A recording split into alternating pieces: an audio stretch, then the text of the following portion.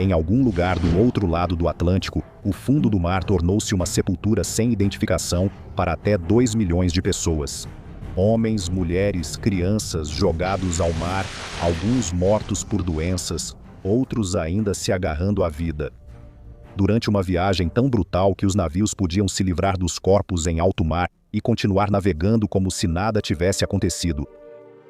Entre o início dos anos 1500 e a década de 1860, aproximadamente 12 a 13 milhões de africanos foram colocados em navios europeus e transportados através do Oceano Atlântico, no que se tornou uma das maiores migrações forçadas da história da humanidade. De 10 a 11 milhões sobreviveram para ver a Terra novamente. O restante pereceu durante uma jornada que podia durar de 6 semanas a 3 meses. E para muitos que sobreviveram à travessia, a morte ainda veio logo depois, durante as primeiras semanas e meses de escravidão ou mais tarde, após anos de trabalho forçado. Como começou o tráfico atlântico de escravos e por quê? Antes do açúcar e antes do Caribe, houve o avanço português pela costa atlântica da África, nos anos 1400, uma era em que navios exploravam cada vez mais longe a cada ano, mapeando correntes e procurando novas regiões onde encontrar ouro, especiarias e parceiros comerciais. O que estava prestes a acontecer não começou como um plano mestre plenamente elaborado para povoar as Américas. Começou como uma série de pequenos passos, cada um lucrativo, até que se uniram em um sistema. Tudo começou com uma única mercadoria que a maioria de nós trata como algo óbvio hoje em dia: açúcar. Parte 1. A economia da carga humana. No século XV, o açúcar era um luxo em grande parte da Europa, consumido principalmente pelas elites. Eles chamavam de ouro branco, e o nome não era exagero. Alguns até vendiam como remédio. Reis o ofereciam como presentes diplomáticos, e como qualquer mercadoria preciosa escassa, criou uma demanda insaciável entre aqueles ricos o suficiente para prová-la.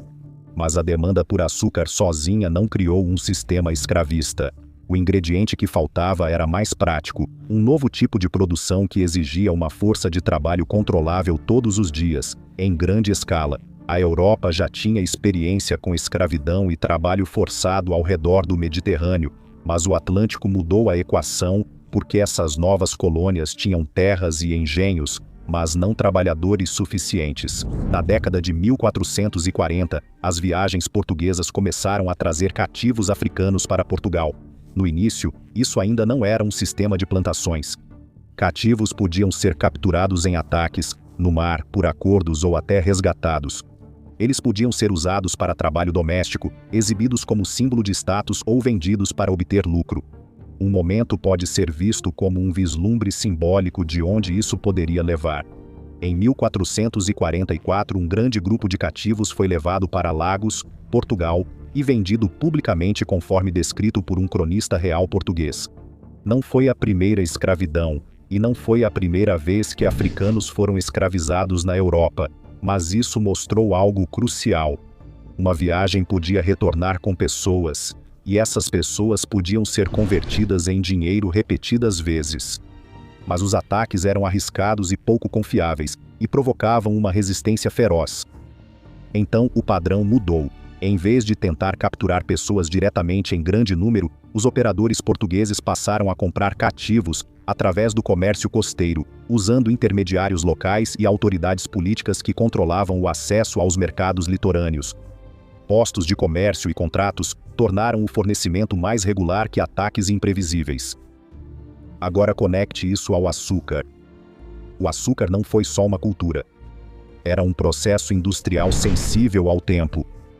Cortar a cana, esmagar rapidamente, ferver rapidamente, embarcar rapidamente. Isso exigia grande coordenação e longas horas de trabalho, especialmente na colheita. Isso fez com que investidores dessem preferência a trabalhadores obrigados a cumprir horários, e não aos que podiam sair quando quisessem. Esse é o ponto em que os cativos deixaram de ser uma carga ocasional. Investimentos fixos em terras, moinhos, caldeiras e irrigação só davam retorno se a mão de obra pudesse lidar com isso. Quando os plantadores perceberam que o trabalho forçado podia tornar o açúcar lucrativo, nas ilhas do Atlântico, o modelo se tornou algo que eles podiam replicar e exportar. Os portugueses e outros interesses ibéricos foram dos primeiros a expandir a produção de açúcar no Atlântico. No século XV, eles já haviam estabelecido plantações de açúcar nas ilhas do Atlântico, ao largo das costas da África, Madeira, as Ilhas Canárias sob domínio castelhano, com o desenvolvimento das plantações influenciado por capital ibérico e italiano, e São Tomé. Essas ilhas foram a base do que se tornaria o sistema agrícola mais lucrativo da história humana até então. O modelo de plantação, monocultura em larga escala, trabalho intensivo, extração máxima de valor tanto da terra quanto dos trabalhadores. Já nos anos 1500, esse modelo de plantação do Atlântico foi levado para as Américas. Primeiro para o Brasil português, onde o açúcar e a escravidão cresceram rapidamente, depois por todo o Caribe, enquanto rivais europeus lutavam por terras, engenhos e mercados. No Caribe inglês, a mudança se tornou explosiva na década de 1640, quando Barbados apostou fortemente no açúcar e se transformou em uma das primeiras economias totalmente baseadas no açúcar e na escravidão na região. Essa revolução do açúcar não apenas aumentou a demanda.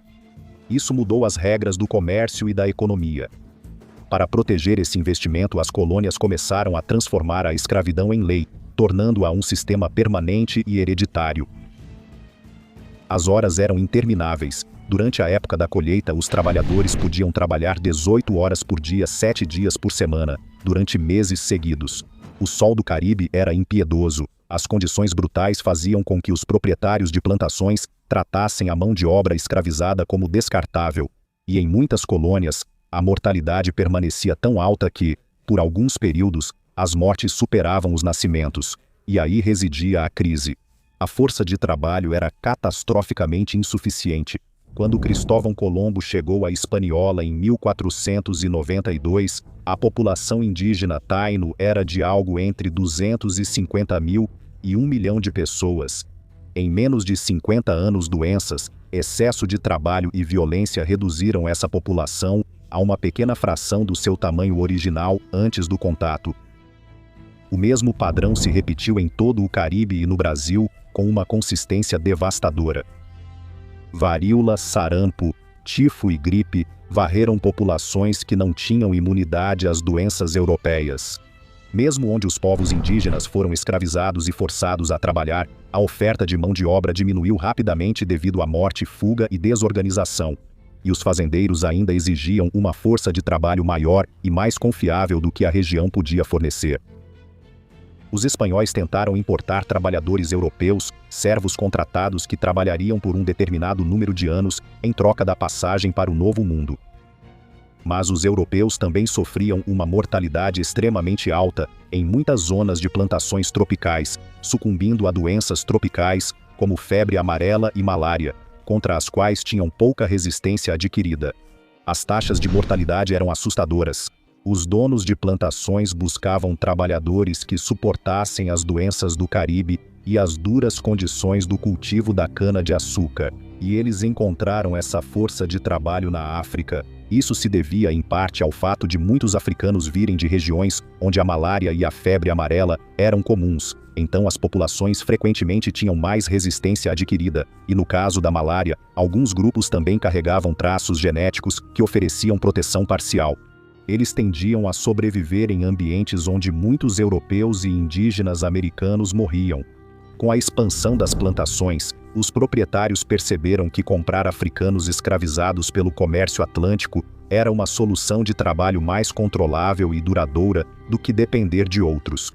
Para garantir esse trabalho no futuro, as colônias criaram leis que tornaram a escravidão permanente e hereditária, além de reforçarem ideias raciais que definiam os africanos como inferiores e como propriedade. Parte 2. Exploração na África. Na maioria das vezes, os europeus não se aventuravam pelo interior da África para capturar escravos por conta própria. Eles não conseguiam fazer isso de forma fácil ou segura em grande número. O quadro de doenças, como malária, febre amarela e doença do sono, matava muitos antes que pudessem estabelecer qualquer presença significativa além da costa. As taxas de mortalidade europeias na África Ocidental eram altas. Os portugueses aprenderam essa lição cedo. Na década de 1440, eles tentaram realizar ataques diretos ao longo da costa da África Ocidental, enviando grupos armados para a terra firme. Eles encontraram uma resistência feroz, sofreram grandes perdas e enfrentaram limites práticos, e muitos esforços de saque não conseguiram garantir um suprimento confiável. Então os europeus aprenderam. Eles pararam de tentar saquear, em vez disso começaram a negociar. Negociar em vez de saquear não significava justiça, significava um método diferente, um que podia ser ampliado. Ao longo da costa, os europeus construíram ou expandiram postos comerciais fortificados, locais projetados para armazenamento, negociação e controle das rotas marítimas. Alguns surgiram como postos de ouro e depois viraram grandes centros do tráfico de escravos. Por exemplo, Elmina, construída pelos portugueses em 1482 para proteger o comércio de ouro, depois virou um dos principais pontos do tráfico atlântico de escravos, sob controle de várias potências europeias. Fortes e castelos próximos, como Cape Coast, desempenharam papéis semelhantes à medida que o volume aumentava. Mas esses fortes não avançavam para o interior como os impérios modernos. Em muitas regiões, os europeus dependiam de intermediários africanos, elites costeiras, corretores, intérpretes e redes de comerciantes que controlavam o acesso às pessoas que se deslocavam das rotas do interior para a costa. Navios aguardavam semanas ou meses até que cativos fossem reunidos, preços negociados e mercadorias circulassem na economia local. E pelo que os cativos eram trocados? Uma enorme variedade de mercadorias funcionava como moeda: têxteis, barras de metal, álcool, pólvora, armas de fogo e, em muitas regiões, formas especializadas de dinheiro usadas no comércio da África Ocidental, incluindo objetos de cobre ou latão e conchas. A questão é que, quando um cativo chegava à costa, ele já havia passado por uma cadeia de transações em que a vida humana era convertida em mercadoria. Esse é um dos motivos pelos quais o comércio se tornou tão difícil de ser interrompido depois. Não era um único momento, era uma rede. Rotas, intermediários, mercados costeiros, fortes, cronogramas de embarque e relações de crédito se repetindo continuamente com uma eficiência brutal, até que isso se tornou um hábito. As pessoas escravizadas que embarcavam nesses navios com destino às Américas geralmente tinham sido capturadas longe da costa, às vezes a centenas de quilômetros no interior da África. Elas tinham sido feitas prisioneiras em guerras entre reinos ou tribos rivais, vendidas como punição por crimes reais ou inventados, ou capturadas em ataques. Uma rede complexa de comerciantes africanos, intermediários e líderes políticos controlava essa cadeia de suprimentos do interior até a costa. Por exemplo, o reino de Daomé, que ganhou destaque no início dos anos 1600, no Planalto de Abomey. Quando o rei Agajá conquistou a cidade costeira de Uidá, em 1727, ele obteve acesso direto aos comerciantes europeus e seus produtos, especialmente armas de fogo. Esse acesso transformou o seu reino. O tráfico de escravos se tornou o motor econômico que impulsionou a expansão do Daomé, fornecendo a riqueza para comprar armas europeias e os cativos de guerra para vender por mais armas. As famosas Amazonas do Daomé, as Agoji, como eram propriamente chamadas, realizavam incursões em territórios vizinhos, capturando milhares de homens, mulheres e crianças, para serem vendidos a navios europeus que aguardavam no porto de Uidá. Os costumes anuais do Daomé, a cerimônia religiosa e política mais importante do reino, incluíam execuções rituais de prisioneiros de guerra, mas também a venda de milhares de outros para comerciantes europeus. Segundo algumas estimativas, o Daomé forneceu uma grande parte dos cativos exportados do Golfo durante certas décadas. O Império Oió, a leste, era ainda mais poderoso e profundamente envolvido no tráfico de escravos.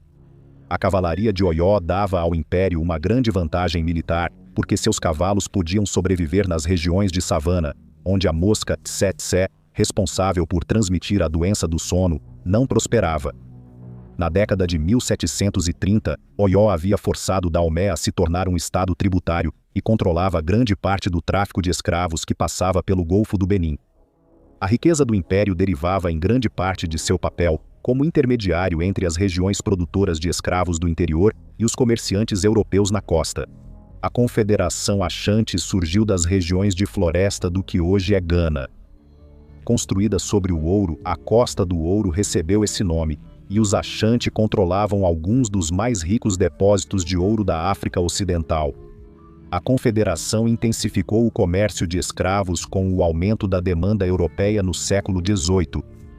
As guerras de expansão dos Ashanti produziram milhares de cativos.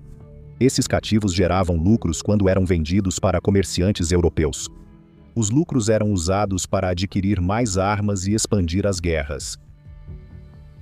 Era um ciclo autossustentável de violência e comércio.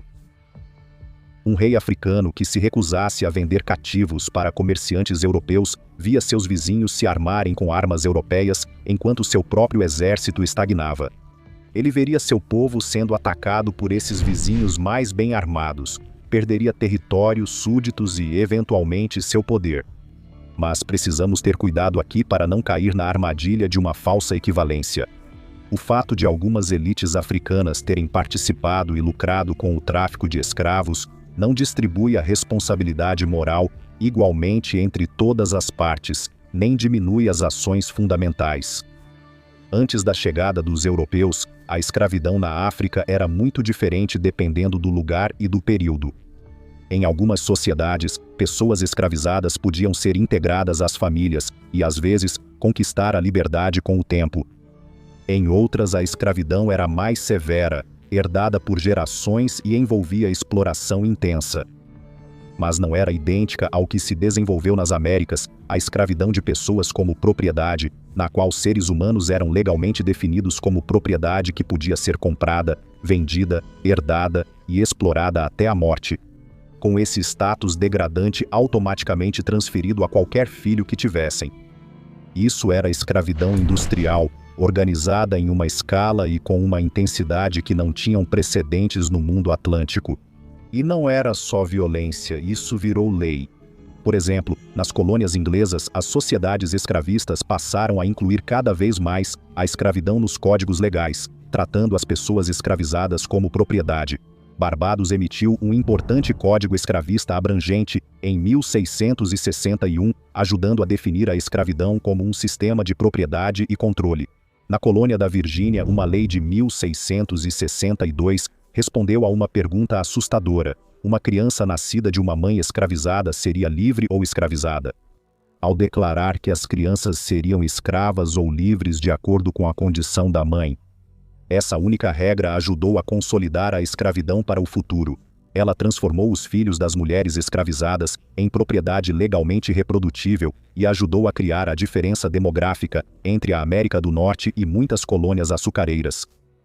Parte 3. O Triângulo. Para ver como isso funcionava, vamos acompanhar uma viagem do início ao fim. Em um porto europeu, investidores fornecem o capital, um capitão é contratado e o navio é carregado com mercadorias. Têxteis, produtos de metal, álcool, armas de fogo e outros. Esses itens são escolhidos especificamente porque corretores africanos e mercados costeiros irão aceitá-los. Depois de algumas semanas, eles chegarão aos seus destinos.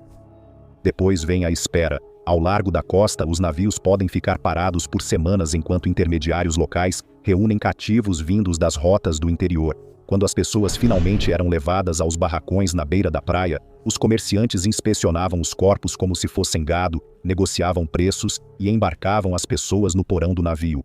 O navio inteiro é uma equação. Quantos você pode colocar a bordo e quantos vão sobreviver tempo suficiente para serem vendidos? O famoso diagrama do Brooks mostra 454 pessoas sob a regulamentação britânica. No entanto, esse mesmo navio já havia transportado até 700 pessoas antes. A segunda etapa, a chamada Passagem do Meio, era a base do triângulo, transportando africanos escravizados para o oeste, através do Atlântico, até as Américas. Vamos discutir isso em detalhes um pouco mais adiante no vídeo. Mas essa viagem normalmente levava de 6 a 8 semanas, sob condições favoráveis. No entanto, navegação ruim, ventos contrários e longos períodos de calmaria podiam estender essa travessia para 3 meses ou mais.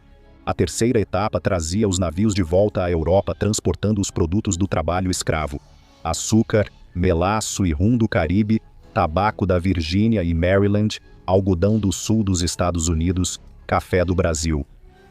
Mais tarde, essas matérias-primas alimentaram as fábricas em crescimento da Revolução Industrial. As fábricas têxteis de Manchester funcionavam com algodão americano colhido por mãos escravizadas. As cafeterias de Londres serviam grãos de café brasileiros, colhidos por trabalhadores escravizados. Os aristocratas franceses adoçavam seu chá com açúcar caribenho, produzido sob condições de brutalidade quase inimaginável. Cada etapa desse triângulo era extremamente lucrativa. Um navio que completasse o circuito completo podia triplicar ou quadruplicar seu investimento inicial. Os lucros eram tão enormes que atraíam capital de toda a sociedade europeia. Comerciantes, proprietários de navios, aristocratas, clérigos, universidades e instituições de caridade investiam em viagens de tráfico de escravos. Já no século XVIII, o açúcar sozinho havia se tornado uma das mercadorias coloniais mais valiosas da Europa. Acredita-se que entre os anos 1500 e 1866, aproximadamente 12 a 13 milhões de africanos foram embarcados em navios negreiros com destino às Américas. Desses, cerca de 10 a 11 milhões sobreviveram para serem vendidos nos mercados de escravos americanos. A diferença morreu durante a passagem do meio.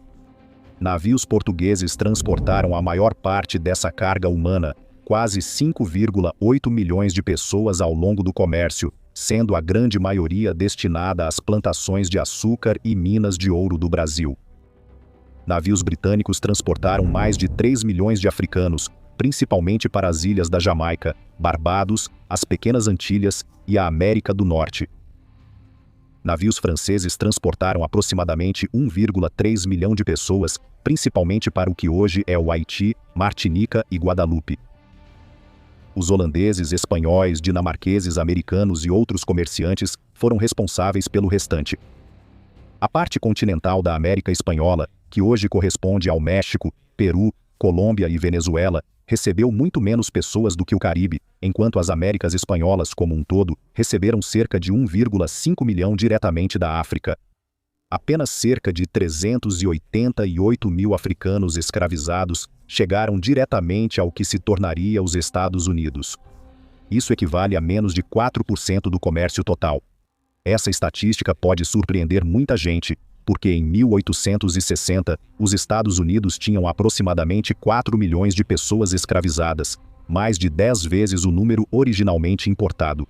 A explicação está em uma diferença crucial entre a escravidão na América do Norte e no Caribe. As plantações de açúcar do Caribe e do Brasil eram mais mortais devido ao excesso de trabalho, doenças, desnutrição e brutalidade, que suas populações escravizadas não conseguiam se reproduzir naturalmente em muitas colônias por longos períodos.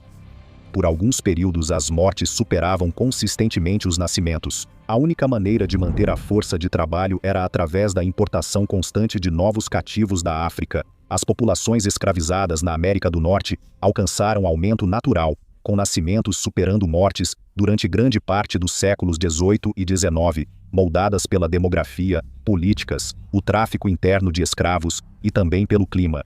Isso significava que, na época da Guerra Civil, a maioria dos americanos escravizados já havia nascido nos Estados Unidos e tinha famílias cujas gerações se estendiam por muito tempo em solo americano. Mas há outro mecanismo por trás desse crescimento: o tráfico interno de escravos. Depois que os Estados Unidos proibiram a importação de pessoas escravizadas, em 1808, a escravidão se reorganizou internamente. Entre 1790 e 1860, mais de 1 milhão de homens, mulheres e crianças escravizados foram forçados a se deslocar em um enorme mercado interno do Alto Sul para o Sul Profundo. Então, mesmo quando o fluxo atlântico diminuiu para os Estados Unidos, o fluxo interno se ampliou, alimentando a expansão do algodão e destruindo famílias em uma escala enorme. Parte 4. A passagem do meio. A própria viagem à passagem do meio levou milhões de pessoas para longe de tudo o que conheciam, rumo a um destino que não conseguiam imaginar. Uma vez na costa africana, os cativos eram empurrados para navios construídos com a ideia de acomodar o maior número possível de corpos no porão, manter o máximo de pessoas vivas para vender e fazer a travessia valer a pena. Cada centímetro de espaço era contado. No porão, o espaço era realmente apertado. O teto tinha cerca de 1,5 metros, às vezes menos. A maioria não conseguia ficar em pé e muitos mal conseguiam se sentar. Deitavam-se em fileiras tão apertadas que cada pessoa tinha só cerca de 1,80 metro de comprimento por 40 centímetros de largura.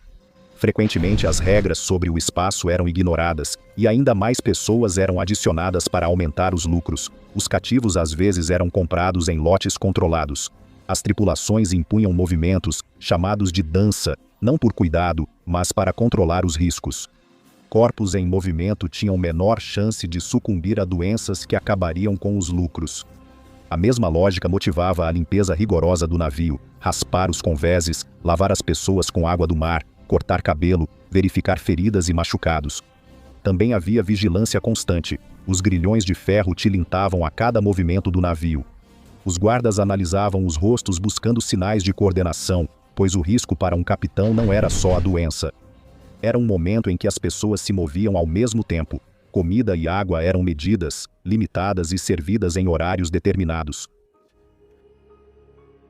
Quando as tempestades chegavam, as escotilhas podiam ser trancadas por horas ou dias, prendendo o calor e o ar lá embaixo, enquanto o navio balançava acima.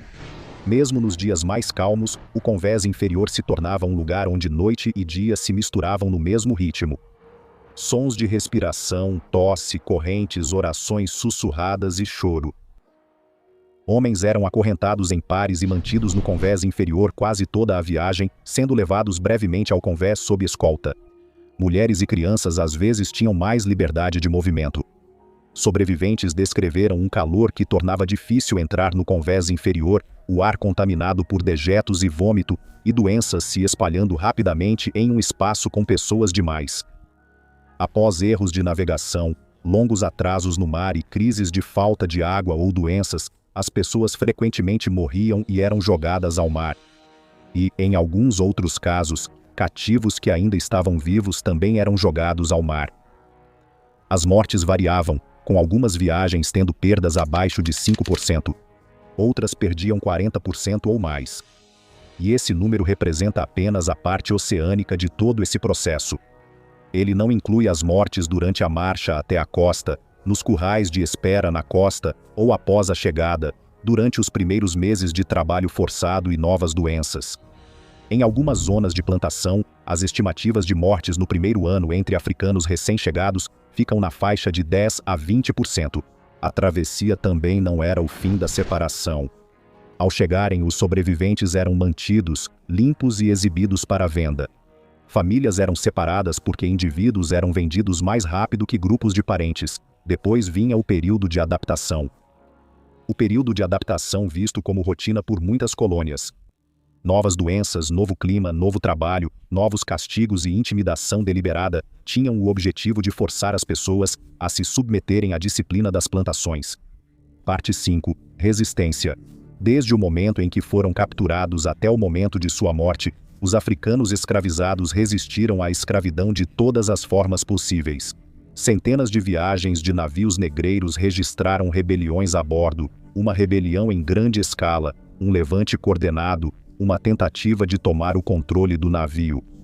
Isso equivale a quase 500 rebeliões documentadas durante os séculos do tráfico atlântico de escravos, e provavelmente muitas outras não foram registradas.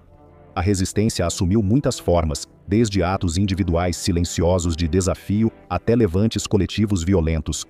Alguns cativos se recusavam a comer, preferindo morrer lentamente de fome à escravidão, uma escolha tão comum que os navios negreiros rotineiramente carregavam instrumentos especializados para forçar comida em bocas cerradas contra a alimentação.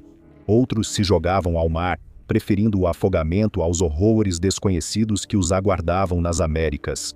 Os capitães dos navios responderam colocando redes ao longo dos lados de suas embarcações.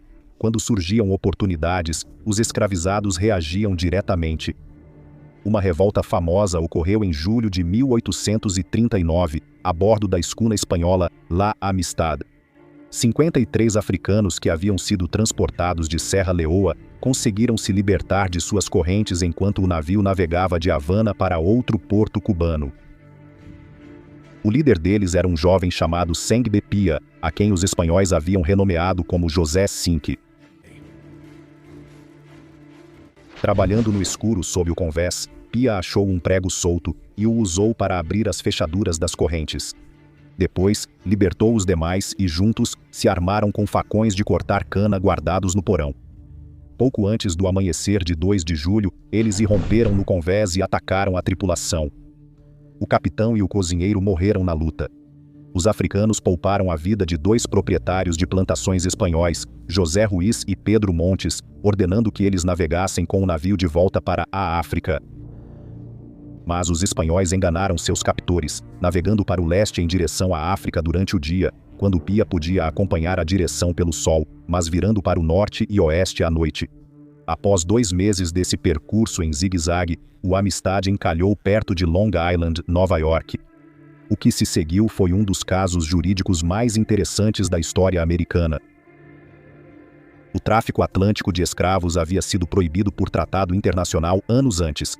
Esse foi um transporte ilegal, assim como muitos outros que continuaram após a proibição. Os africanos foram detidos em Connecticut, enquanto a justiça decidia se eram escravos legais ou pessoas livres sequestradas, com direito à legítima defesa. Abolicionistas se mobilizaram em apoio à causa deles, contratando advogados e tradutores, arrecadando fundos para a defesa e divulgando a história deles por todo o país. O caso acabou chegando à Suprema Corte dos Estados Unidos, onde foi defendido pelo ex-presidente John Quincy Adams, então com 73 anos e atuando na Câmara dos Representantes. Em um discurso apaixonado de 8 horas, Adams declarou que os africanos haviam sido sequestrados ilegalmente e tinham todo o direito natural de lutar por sua liberdade. Em março de 1841, a Suprema Corte concordou. Os 35 africanos sobreviventes foram declarados livres e doações privadas financiaram seu retorno para a Serra Leoa. O caso do Amistad foi uma exceção, já que a maioria das rebeliões a bordo de navios terminava em repressão sangrenta, com os sobreviventes enfrentando punições horríveis. Parte 6. A abolição e seus limites. No final do século XVIII, um movimento havia começado na Grã-Bretanha que acabaria por pôr fim ao tráfico atlântico de escravos. Esse movimento combinava convicção religiosa, especialmente entre os quáqueres, que haviam concluído que possuir escravos era incompatível com sua fé, e cristãos evangélicos que passaram por um despertar moral semelhante, com organização política, argumentos econômicos e algo realmente novo na política ocidental. Campanhas populares em massa que mobilizavam cidadãos comuns para pressionar seu governo. O abolicionista Thomas Clarkson passou anos reunindo evidências dos horrores do tráfico. Ele entrevistou milhares de marinheiros nas cidades portuárias de Bristol e Liverpool. Ele documentou as condições nos navios negreiros e a brutalidade infligida tanto aos cativos quanto à tripulação. Ele coletou os instrumentos físicos do tráfico, as algemas, os ferros de marcar, os parafusos de polegar, os espéculos para a alimentação forçada, e os exibiu em reuniões públicas para chocar o público e fazê-lo reconhecer o que estava sendo feito em nome de sua nação. Olaudah Equiano, que comprou sua própria liberdade após anos de escravidão, escreveu uma autobiografia que se tornou um dos livros mais vendidos de sua época. A interessante narrativa da vida de Olaudah Equiano deu um rosto humano aos milhões que sofreram com o tráfico. Descrevendo em detalhes vívidos e horripilantes sua captura na África, seu transporte através do Atlântico e seus anos de escravidão antes de finalmente conquistar sua liberdade. O livro teve 9 edições durante a vida de Equiano e foi traduzido para o holandês, alemão e russo. E então havia William Wilberforce, o membro do parlamento que se tornaria o rosto público do abolicionismo britânico. Ele era um anglicano rico que havia passado por uma conversão evangélica. Wilberforce fez do fim do tráfico de escravos a missão de sua vida. Ano após ano, ele apresentava projetos de lei para abolir o tráfico. Ano após ano, o parlamento os rejeitava, enquanto o poderoso lobby das Índias Ocidentais, os proprietários de plantações, comerciantes e investidores cuja riqueza dependia do trabalho escravo, se mobilizava para proteger seus interesses. Mas a opinião pública estava mudando. Campanhas de petições reuniram centenas de milhares de assinaturas exigindo o fim do comércio de pessoas escravizadas. Boicotes ao açúcar aumentaram quando consumidores rejeitaram produtos ligados ao trabalho escravo. Poetas, artistas e escritores abraçaram a causa, tornando o abolicionismo algo popular entre as classes educadas. A Wedgwood Pottery Company produziu medalhões mostrando uma pessoa escravizada, ajoelhada em correntes com a inscrição: "Não sou eu, um homem e um irmão?", uma imagem que talvez tenha se tornado um dos primeiros logotipos políticos da história. O ponto de virada veio em 1807, com os defensores do tráfico de escravos enfraquecidos pelas mudanças políticas e a pressão pública aumentando. Wilberforce apresentou mais um projeto de lei pela abolição. Desta vez foi aprovado, 283 votos contra 16 na Câmara dos Comuns. Ao ser anunciado o resultado, a Câmara aplaudiu Wilberforce de pé, que permaneceu sentado chorando. Em 25 de março de 1807, a Lei do Comércio de Escravos recebeu o consentimento real. A partir de então, era ilegal para qualquer súdito britânico negociar pessoas escravizadas. Tornar isso ilegal era uma coisa. Impedir isso era outra.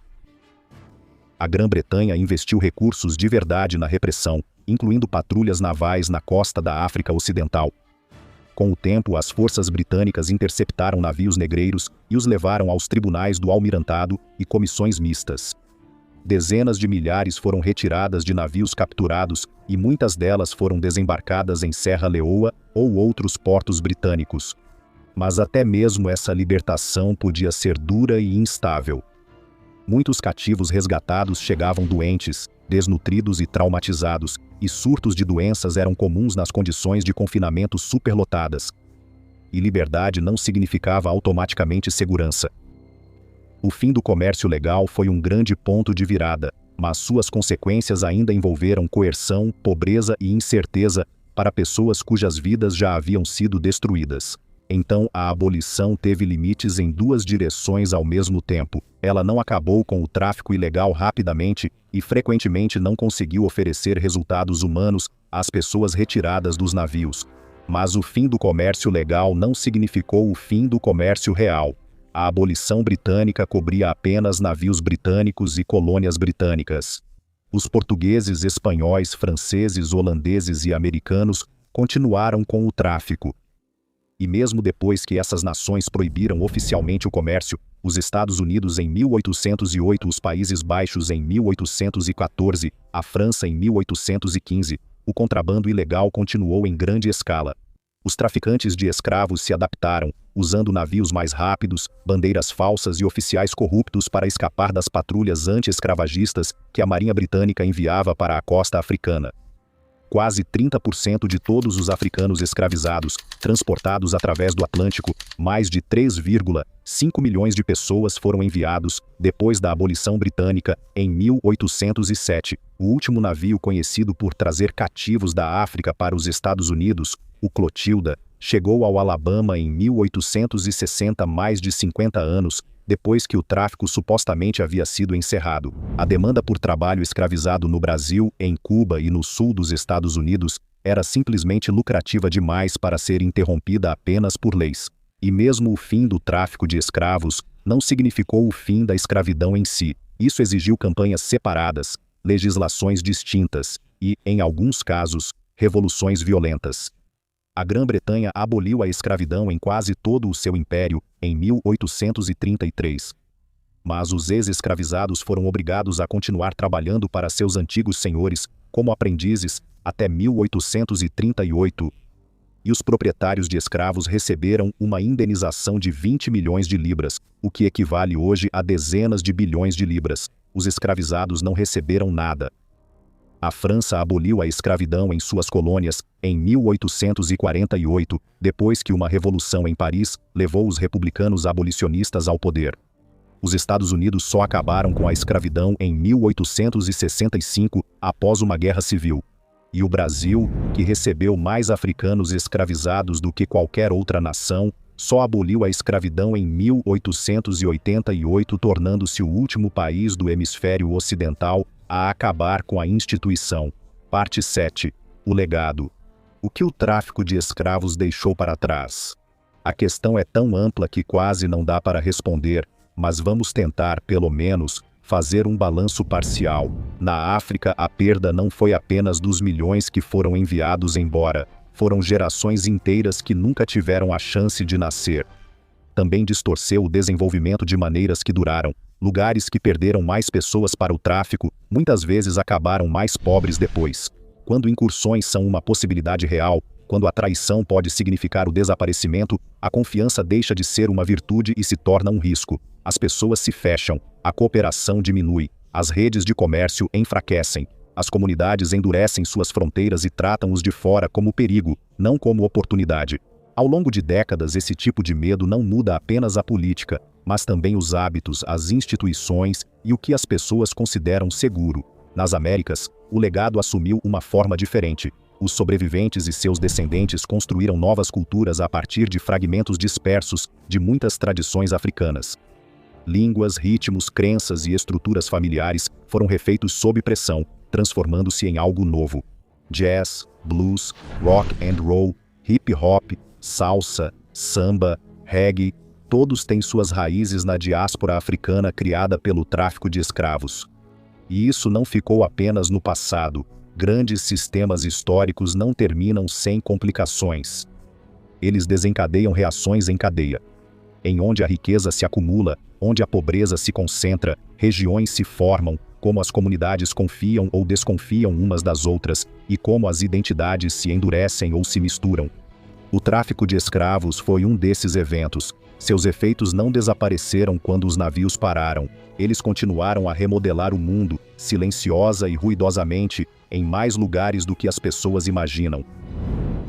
O tráfico transatlântico de escravos não foi uma tragédia inevitável, nem algum desastre natural que simplesmente aconteceu. Foi o resultado de incentivos econômicos específicos, decisões políticas específicas e falhas morais específicas de pessoas e instituições específicas.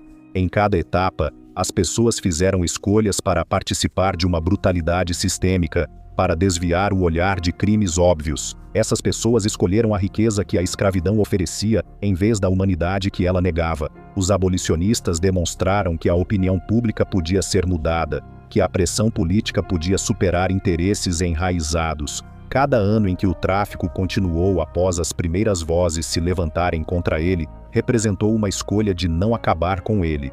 Entender como isso aconteceu, os mecanismos, as motivações, a resistência, a cumplicidade, não é simplesmente um exercício de conhecimento histórico. É um lembrete de que os seres humanos são capazes de orquestrar um mal imenso em busca de lucro, e que outros seres humanos são capazes de uma coragem extraordinária em busca de liberdade e justiça. Ambas as capacidades permanecem conosco. O oceano não guarda monumentos. Os mortos no mar não deixaram túmulos. Muitos se perderam no Oceano Atlântico, sem marca e em grande parte esquecidos, exceto nas histórias transmitidas por gerações de descendentes e no trabalho acadêmico de historiadores que reconstroem as evidências do que foi feito. Mas a história deles, e o que ela revela sobre a natureza humana, em seu pior e em seu melhor, sobre a capacidade para a crueldade e a capacidade para a resistência, sobre os custos da ganância e o poder da solidariedade, continua a moldar o mundo que eles nunca escolheram construir. Os mapas em nossos vídeos, aqueles são as versões simplificadas. Para nossa loja usamos a mesma pesquisa e vamos fundo. Traços mais finos, resolução mais alta, textura extra, detalhes geográficos que se perderiam em um vídeo. Esses mapas são feitos para quem quer algo de verdade, algo que você pode consultar, pendurar ou simplesmente ter, porque é a versão que realmente queríamos fazer.